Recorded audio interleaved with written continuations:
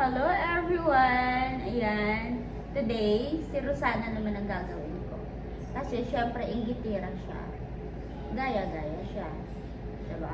Kahapon, tinanggal na namin yung biyag niya. So, lalagay na lang ako ng polygel. Ano lagay mo? Polygel?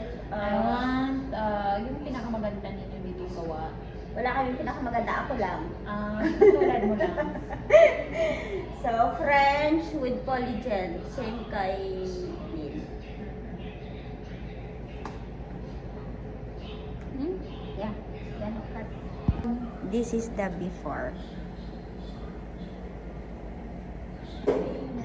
After polygel with French tip red and cherry.